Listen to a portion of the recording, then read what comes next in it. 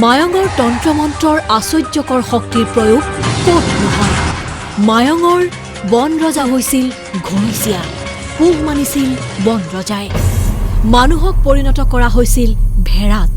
এইবোৰ মায়ঙৰ মানুহৰ মুখে মুখে প্ৰচলিত কথা। শুনিছিলোঁ বাঘক কাণত ধৰি বেজে পানী খুৱাই আনি চুঙত এৰি দিয়া, তেনেকুৱা কথা আমাৰ ককা দুইটাৰ মুখে শুনিছোঁ। কিন্তু আমি কেমেৰাৰ সন্মুখত পোৱা তন্ত্ৰ মন্ত্ৰৰ এই 2-4 নমুনা নিশ্চয়কৈ ভেলকিবাজি বুলি উৰাই দিব পৰা বিধৰ নহয়। আজি যিখিনি আপোনালোকক দেখুওৱা হৈছে, আমাৰ আদিগুৰু তেখেতসকল আমাৰ ইয়াৰে তান্ত্ৰিক আছিলে। মাননীয় তেখেত এতিয়া বৰ্তমান মৃত হৈছে, মাননীয় যোগেশ্বৰ সন্যাস, নয়ন সন্যাস। তেওঁলোকৰে পৰিয়াল সূত্ৰে মাননীয় আমাৰ কৃষ্ণ বিশ্বাস, তেখেত আমাৰ গোপাল চৰকাৰ, তেওঁলোকৰ লগত আমি এটা এনেকুৱা গ্ৰুপ আছোঁ 14-15 জনীয়া। এই 14-15 জনীয়া গ্ৰুপে বিভিন্ন মন্ত্ৰ শক্তিৰ দ্বাৰাই কিছুমান মানুহৰ মানৱ কল্যাণৰ কাম ইত্যাদি বেমাৰ ব্যাধি অসূয়া অশান্তি চোৱা চিতা কৰি থকা হয়। কিন্তু তাহানিৰ সকলো তন্ত্ৰ মন্ত্ৰ বা অতীতৰ সেই মায়ঙীয়া বেজ তান্ত্ৰিকৰ তন্ত্ৰ সাধনাৰে লাভ কৰা সিদ্ধি আজি বৰ সহজলভ্য নহয়। কিন্তু সামূহিকভাৱে প্ৰতি 10 জনৰ মাজৰ এজনে আজি কুপতি তন্ত্ৰ মন্ত্ৰ আয়ত্ত কৰি জীয়াই ৰখা পৰম্পৰাৰ বাবেই মায়ং এক ব্যতিক্ৰমী পৰ্যটনস্থলী। দেশ বিদেশৰ একাংশ পৰ্যটকৰ বাবে মায়ং ৰহস্য আৰু আকৰ্ষণৰ কেন্দ্ৰবিন্দু। মায়ঙৰ স্থানীয় একাংশ উৎসাহী ব্যক্তি, দল সংগঠন সমাজৰ উদ্যোগত সৰুকৈ এক যাদুঘৰ গঢ়ি উঠিছে। ঐতিহাসিক সম্পদ আৰু সমলৰ সাধ্য অনুসৰি সংৰক্ষণৰ এক সাধু প্ৰয়াস। বেচৰকাৰী উদ্যোগ আৰু চৰকাৰী সহযোগত এই যাদুঘৰত আছে বহু পৌৰাণিক পুথি, আছে ঐতিহাসিক গুৰুত্ব থকা প্ৰস্তৰ মূৰ্তি, শিলাখণ্ড আদি বহু সৰু বৰ সামগ্ৰী। মায়ঙৰ ৰহস্য উদ্ঘাটনৰ দিশত হয়তো অদূৰ ভৱিষ্যতে এই যাদুঘৰ হ'ব পাৰে এক কেন্দ্ৰস্থলী। মায়ং কেৱল তন্ত্ৰ মন্ত্ৰৰ বাবেই মায়ংখন বিখ্যাত নহয়, মায়ং প্ৰকৃতিৰো এখন ৰম্যভূমি। আৰু এই মায়ঙতেই আমাৰ যি পৰম্পৰাগত ৰজা আছে, আৰু এই মায়ঙৰ ঐতিহ্য ইতিহাস যদি আপুনি কৈ থাকে তেতিয়াহ'লে শেষ নহ'ব। আৰু মায়ঙৰ যি প্ৰাচীনতম পুথিপাজি, মায়ঙৰ যি প্ৰত্নতাত্ত্বিক সমল আছিলে, সেই সমলবোৰ আমি মায়ঙৰ প্ৰত্যেক ঘৰ মানুহৰ পৰা উলিয়াই আনি এই যিটো Mayong village museum and research centre, এইটোতে আমি গোটেইখিনি সংৰক্ষণৰ ব্যৱস্থা কৰিছোঁ। আৰু ইয়াত আমি এই মিউজিয়ামটোত ৰখাৰ কাৰণে আজি দেশ বিদেশৰ বিভিন্ন ঠাইৰ পৰা দেশী বিদেশী পৰ্যটক আহিছে বা আমাৰ ভাৰতীয়সকলো আহিছে। আহি প্ৰত্যেকেই এই মিউজিয়ামটোত থকা সকলোবোৰ সামগ্ৰী, যিবোৰ সম্পদ আছে, এইবোৰ তেওঁলোকে চাইছে, উপভোগ কৰিছে। আৰু তাকে লৈ আমি গৌৰৱ অনুভৱ কৰোঁ মায়ঙৰ প্ৰত্যেকজন নাগৰিকে।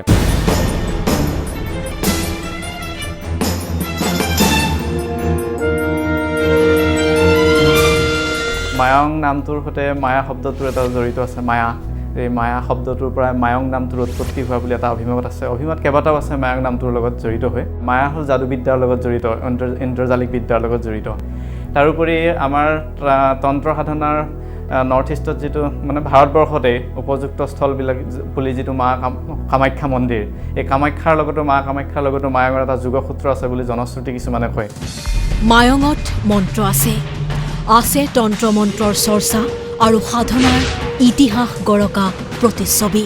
কিন্তু ব্লেক মেজিকৰ ৰাজধানী মায়ঙৰ তন্ত্ৰ মন্ত্ৰৰ অপপ্ৰয়োগ হ'বলৈ দিয়া নাই মায়ংবাসীয়ে।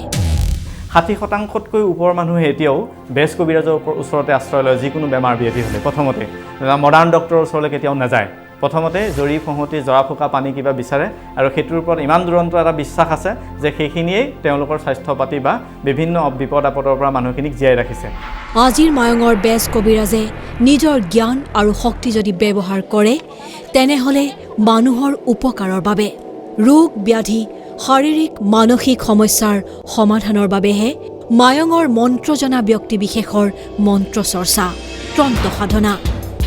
অন্যায় অপকাৰ নহয়, উপকাৰ আৰু শুভ শক্তিৰ সপক্ষেহে প্ৰয়োগ হয় মায়ঙৰ বেজ কবিৰাজৰ তন্ত্ৰ মন্ত্ৰ। এতিয়া আজিৰ তাৰিখত যিবোৰ তন্ত্ৰ মন্ত্ৰ প্ৰচলন আছে, আপোনালোকে পাব। ধৰক সৰ্পৰ বিষ নিবাৰণৰ মন্ত্ৰ আপোনালোকে পাইছে, এইটো কঁকালৰ বিষ দিয়া মন্ত্ৰ, পষক বেদনাৰ মন্ত্ৰ, এটা সাৰ বেমাৰৰ মন্ত্ৰ, মূৰ ঘূৰণিৰ মন্ত্ৰ, তাৰপিছত ধৰক আপোনাৰ মোহিনী মন্ত্ৰটো এতিয়াও আছে মোহিনী মন্ত্ৰৰ সাধনা জীয়াই ৰাখিছে মায়ঙৰ বেজ কবিৰাজসকলে এতিয়াও আৰু আমি ধৰক মায়ঙৰ প্ৰত্যেক ঘৰ মানুহতে আমি দেখিছোঁ যে 50 বা 60 বছৰীয়া একোগৰাকী বুঢ়ী বা একোগৰাকী বুঢ়া মানুহ আছে এই বুঢ়ী আৰু বুঢ়া মানুহসকলৰ ওচৰলৈ যদি আমি যাওঁ তেনেহ'লে মায়ঙৰ প্ৰতি ঘৰ মানুহৰ সেই বুঢ়া বুঢ়ীসকলে হয় আপোনাক 4-5টা মন্ত্ৰ গাই শুনাব নহয় বনৌষধি বিভিন্ন বেমাৰ ব্যাধিৰ বনৌষধিৰ বিষয়ে হ'ব মায়ঙৰ এতিয়াও সেইটো এটা বিশেষত্ব হৈ আছে মায়ঙৰ মন্ত্ৰশক্তিৰ স্বীকৃতি আছে ইতিহাসৰ পাতত সাধু কথা নহয় বুৰঞ্জীৰ পৃষ্ঠাত আছে মায়ঙৰ চমৎকাৰী তন্ত্ৰশক্তিৰ উল্লেখ 1667 চনত মোগল সেনাপতি ৰাম সিংহৰ অসম আক্ৰমণৰ নিৰ্দেশ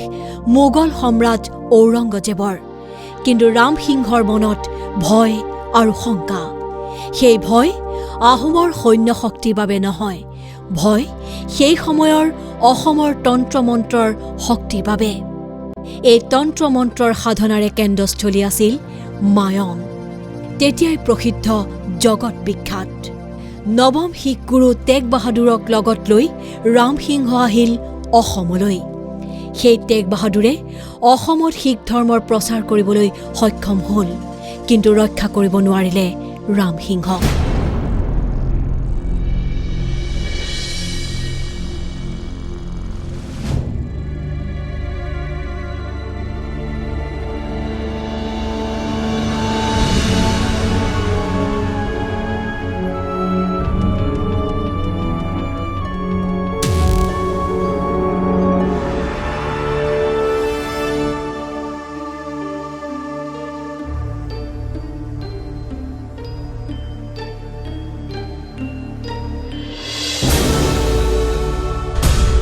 শৰাইঘাটৰ যুঁজ বিষম পৰাজয় কিন্তু ৰাম সিংহৰ কপাল ভাল আছিল যে জীৱন্তে উভতি গৈছিল অসমলৈ কাহানিও নহাৰ শপত গ্ৰহণেৰে আৰু তাৰ পূৰ্বৰ একাধিক কাহিনীত প্ৰবল অসম তথা মায়ঙৰ যাদুকৰী শক্তিৰ কাহিনী যিখিনি বেজ কবিৰাজ মায়ঙত এতিয়াও জীয়াই আছে সেইখিনি 60 বছৰৰ ওপৰৰ তাৰমানে নতুন জেনেৰেশ্যনৰ মাজত এই বেজ তন্ত্ৰমন্ত্ৰৰ সাধনা কৰা মানুহ এতিয়া নাই তাৰমানে আৰু কিছু বছৰৰ পিছত যিখিনি জীয়াই আছে সেইখিনিও হেৰাই যাব গতিকে আমি এতিয়া চেষ্টা কৰিছোঁ যে এইটোতো যিহেতু 100 বছৰীয়া সংস্কৃতি নহয় 200 বছৰীয়া সংস্কৃতি নহয় এইটো 1000 বছৰীয়া সংস্কৃতি মানুহ জন্মৰ লগে লগে বিভিন্ন বিপদ বিঘিনি বা অপায় অমংগলৰ পৰা হাত সাৰি থাকিবলৈ মানুহে এই মেজিক তন্ত্ৰমন্ত্ৰ বা যাদু মন্ত্ৰৰ আশ্ৰয় লৈছিল সেই তেতিয়াৰ পৰা আজি হাজাৰ হাজাৰ বছৰ ধৰি এই সাধনাটো চলি আহিছে তুঘ্ৰিল খান বেংগলৰ এই সুলতান 1256-57 চনত অসম আক্ৰমণ কৰিবলৈ আহি সৈন্য সামান্ত সহিতে নিপাত হৈছিল মহম্মদ শ্বাহ নামৰ এজনৰ 1332 চনত 1,32,000 অশ্বাৰোহীৰে অসম আক্ৰমণ তাৰ পাছত মোগল ইতিহাসত লিপিবদ্ধ আছে মহম্মদ শ্বাহ আৰু তেওঁৰ 1,00,000 অশ্বাৰোহীৰ সংসূত্ৰ হেৰাল অসমত ভৰি দি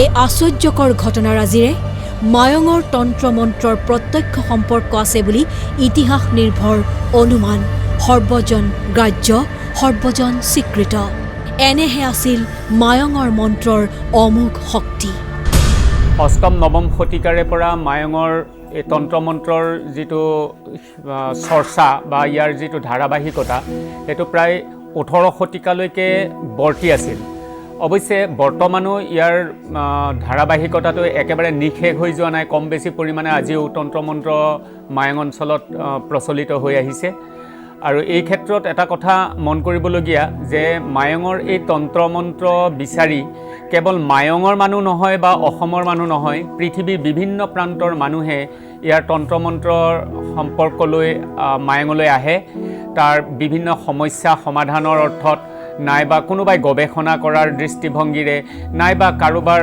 কিবা ৰোগ ব্যাধি ইত্যাদি ইত্যাদি যিবিলাক সমস্যা হয় সেই সমস্যাবিলাক সমাধানৰ অৰ্থে মায়ঙলৈ আহে মায়ঙৰ তন্ত্ৰমন্ত্ৰৰ যিটো প্ৰসিদ্ধি সেই প্ৰসিদ্ধিটো আজিও অব্যাহত আছে আৰু তাকে লৈ মায়ঙবাসী এই ক্ষেত্ৰত গৌৰৱান্বিত মায়ং আছে মায়ং থাকিব থাকিব মায়ঙৰ স্বকীয় ইতিহাস তন্ত্ৰমন্ত্ৰ যাদুবিদ্যাৰ বংশানুক্ৰমিক পৰম্পৰা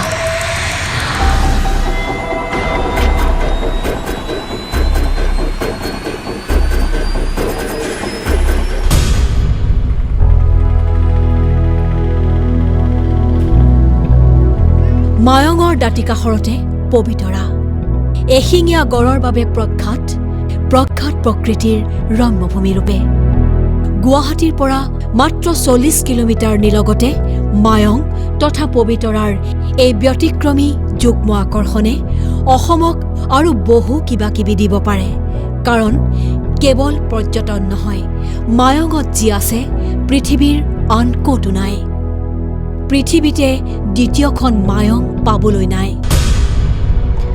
আমাৰ এই অনুষ্ঠানৰ উদ্দেশ্য অন্ধবিশ্বাসৰ প্ৰচাৰ কিংবা প্ৰসাৰ নহয় পুনৰবাৰ সেয়া দোহাৰি আমি দেখুৱালো মায়ঙৰ চহকী তন্ত্ৰমন্ত্ৰৰ পৃথিৱী খুচৰি চালো মায়ঙৰ মানুহৰ মন প্ৰকৃতি আৰু বুৰঞ্জী